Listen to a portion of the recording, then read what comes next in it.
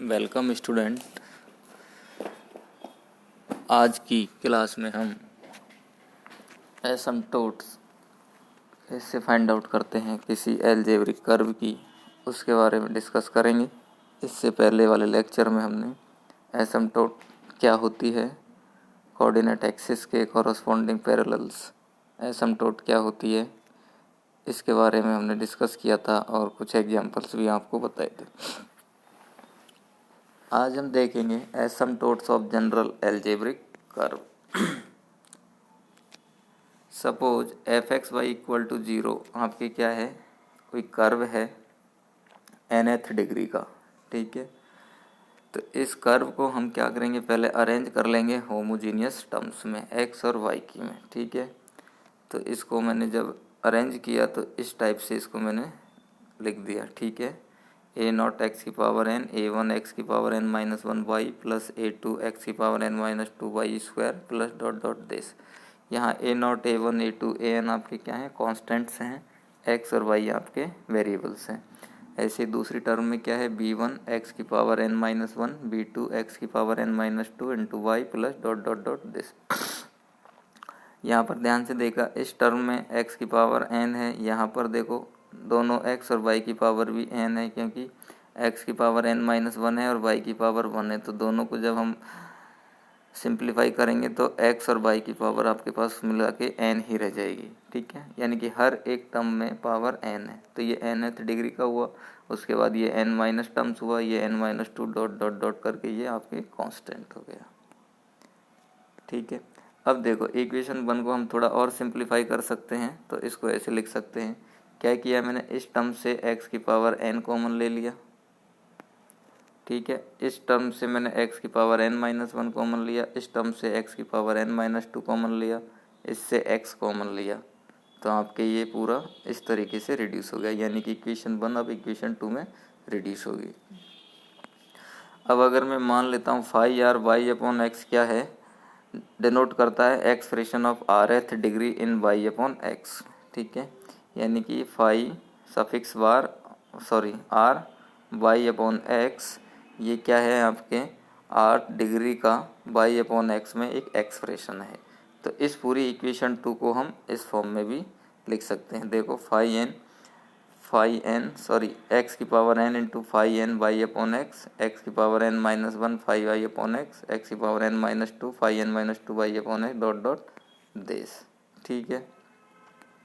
अब देखो जो इक्वेशन 3 है उसको मैंने डिवाइड कर दिया x की पावर n से। तो जब x की पावर n से डिवाइड करूँगा इस इक्वेशन 3 को, ये जो इक्वेशन 3 है, तो इसमें जब देखो ये कितना बचेगा, phi n y upon x. ऐसे यहाँ पर जब डिवाइड करूँगा तो x की पावर n माइनस 1 को डिवाइड करूँगा x की पावर n से, तो x की पावर माइनस 1 बचेगा। उस x की पावर माइनस 1 को मैं 1 अपॉन एक्स लिख सकता हूँ। तो इस तरीके से रिड्यूस हो जाएगी, बाकी की टर्म्स भी ऐसे ही हो जाएंगी, ठीक है। अब मैं मान लूँ अगर y equal to m x plus c आपकी क्या है, एसिम्पटोट है, वहाँ पर m और c क्या हैं, फाइनाइट्स हैं। तो हमें m और c ही फाइंड आउट करने हैं। तो देखो जब x tends to infinity, so that limit x tends to infinity y upon x tends to m, ठीक है। जब हम x को इन्फिनिटी को टेंड कराएंगे तो y upon x tends to कहाँ होगा, m को। तो जैसे ही हम ये यहाँ पर अप्लाई करेंगे तो हमारे पास क्या बचेगा, देखो limit x tends to infinity 5y upon x plus 1 upon x plus dot dot dot this, ठीक है। अब जब इसमें हम x टेंस टू इन्फिनिटी करेंगे तो ये टर्म्स क्या हो जाएगी, जीरो हो जाएगी। इसके बाद वाली टर्म्स भी सारी जीरो हो जाएंगी। तो हमारे पास कितना सा बचेगा, ये बचेगा। और ये हमारे पास क्या हो जाएगा, phi n m equal to zero, क्योंकि जब x टेंस टू इन्फिनिटी लेंगे तो y अपॉन एक्स क्या है, m के बराबर है। तो phi n into m equal to zero, ठीक है। अब ये आपके जो phi n m equal to zero equation number 4 है, इससे हमें क्या मिलेगा, एसिम्पटोट्स का m मिल जाएगा, यानी कि स्लोप मिल जाएगा, ठीक है। अब हम बात करेंगे c की, c कैसे निकालेंगे। अब देखो इक्वेशन 4 इज nth डिग्री का है, देखो फाई एन एम है, इसका मतलब इससे हमें क्या एन कितनी वैल्यूज मिलेंगी, n वैल्यूज मिलेंगी m की, ठीक है ना। It will gives n values of m corresponding to which there can be n asymptote, ठीक है। n वैल्यूज मिलेंगी, इसका मतलब हमारे पास n एसिम्पटोट्स मिलेंगी। अब देखो चूँकि limit x tends to infinity y minus m x equal to c, यहाँ से देखो जब इसको इधर लेके जाएंगे दोनों तरफ लिमिट्स लगाएंगे तो ये बनेगा। अब y माइनस एम एक्स बराबर अगर अपन p मान लें तो so that x tends to infinity. अब देखो जब p टेंस टू c होगा तो y minus m x equal to p होगा, यानी कि इस x को मैं इधर ले आऊँ डिवाइड कर दूँ तो ये y upon x equal to कितना हो जाएगा m plus p upon x, ये हो गया। अब ये y अपॉन एक्स की वैल्यू हम कहाँ पुटअप करेंगे, इक्वेशन नंबर 3 में। इक्वेशन नंबर 3 हमारी कौन सी है, ये देखो ये हमारी इक्वेशन नंबर 3 है। तो ये जो y अपॉन एक्स की जो वैल्यू है इसको हम यहाँ 3 में पुटअप कर देंगे। तो देखो जैसे पुटअप करेंगे तो ये रिड्यूस हो जाएगी x की power n phi n m plus p upon x plus phi upon n minus one x की power n minus one phi n minus one into m plus p upon x, और बाकी की term में भी ऐसे ही put up कर देंगे। अब देखो अब इस इक्वेशन नंबर 5 को एक्सपेंड करने से पहले मैं आपको एक थ्योरम के बारे में बता दूं, टेलर्स थ्योरम, क्योंकि इक्वेशन 5 में हम टेलर्स थ्योरम अप्लाई करेंगे। तो टेलर्स थ्योरम देखो क्या होती है, a function F is defined on A plus H, closed interval में कोई आपका फंक्शन है जो डिफाइंड है, और वो किस तरीके से डिफाइंड है, देखो the n minus one derivative f n minus one is continuous in a plus h में, यानी कि एन माइनस वन डेरिवेटिव जो है वो आपका इस इंटरवल क्लोज्ड इंटरवल में कंटिन्यूस होना चाहिए, और सेकंड टर्म है nth डेरिवेटिव जो है आपका वो ओपन इंटरवल में एग्जिस्ट होना चाहिए। अगर ये दोनों कंडीशन सेटिस्फाई होती हैं तो हम इस function F A plus H को किस तरीके से एक्सपेंड कर सकते हैं, F A plus H F dash A H square by two F double dash A H cube by factorial 3 F triple dash A. Triple dash का मतलब है 3 बार डेरिवेटिव, डबल डैश का मतलब है 2 बार, सिंगल का मतलब 1 बार डेरिवेटिव, ठीक है। तो ये वाली थ्योरम हम टेलर्स थ्योरम इस इक्वेशन नंबर 5 में अप्लाई करेंगे तो ये आपके रिड्यूस हो जाएगी इस तरीके से। देखो x की power n phi n m plus p upon x phi n dash m, ठीक है ना। यहाँ पर a की जगह कितना है m, और a प्लस एच की जगह p अपॉन एक्स, ठीक है। तो ये इक्वेशन बन जाएगी आपकी।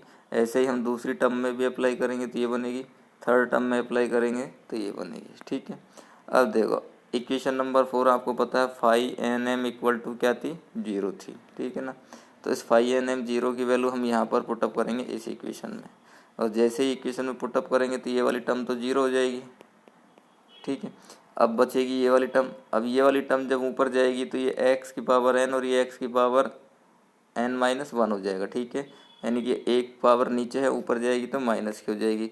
तो जब इसको हम सॉल्व करेंगे तो x की पावर n माइनस वन, यहाँ पर क्या हो जाएगा p phi n dash m, ठीक है। अब देखो ये वाली टर्म अब हम कंसीडर करेंगे, दूसरे वाली टर्म, ये वाली टर्म, इस वाली टर्म में से कितना हो जाएगा phi n minus one into m, ठीक है। ऐसे ये वाली टर्म फिर ये वाली टर्म, ऐसे डॉट डॉट डॉट डॉट करके अगली टर्म्स को ऐसे रीअरेंज कर देंगे हम। तो जब रीअरेंज करेंगे तो हमारे पास ये इक्वेशन बनेगी, ठीक है। अब देखो जैसे ही हमारे पास ये बनेगा तो हम उस इक्वेशन को किससे डिवाइड कर देंगे, x की पावर n माइनस वन से, ठीक है। इस इक्वेशन को x की पावर n माइनस वन से डिवाइड करेंगे। अब ये जो बनी है हमारी इसको, तो देखो क्या बनेगा हमारे पास, x की पावर n माइनस वन से डिवाइड किया तो हमारे पास इतना बचेगा ये वाली टर्म में से, ठीक है। जब इसको डिवाइड करेंगे तो x की पावर n माइनस वन ऊपर जाएगा तो नीचे 1 अपॉन एक्स बच जाएगा, ये बचेगा। ऐसे ही बाकी की टर्म्स हो जाएंगी। अब limit x tends to infinity लेंगे,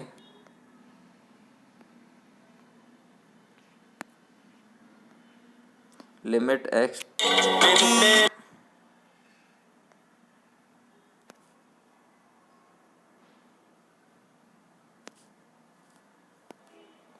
अब देखो limit x tends to infinity लेंगे तो p टेंस टू c होगा, तो वी हैव दिस। अब जैसे ही x टेंस टू इन्फिनिटी यहाँ पर लिमिट लगाएंगे अपन इस वाली टर्म में तो ये 0 हो जाएगी, क्योंकि 1 अपॉन एक्स है। तो हमारे पास कितना सा बचेगा, सिर्फ इतना सा, ठीक है। तो यहाँ से अब हम c की वैल्यू जब इसको सिंप्लीफाई करेंगे तो हमारे पास c की वैल्यू ये आ जाएगी, समझ गए बात को। और इससे हमें क्या मिल जाएगा, c की वैल्यू मिल जाएगी। अब यहाँ पर आप ध्यान से देखना, c की वैल्यू हमें मिलेगी, बट वो सारी डिफरेंट भी हो सकती हैं, सेम भी हो सकती हैं, कुछ सेम हो सकती हैं, कुछ अलग हो सकती हैं। तो इन सब के बारे में हम डिस्कस करेंगे अगले लेक्चर में। आज के लिए इतना ही बहुत है, धन्यवाद।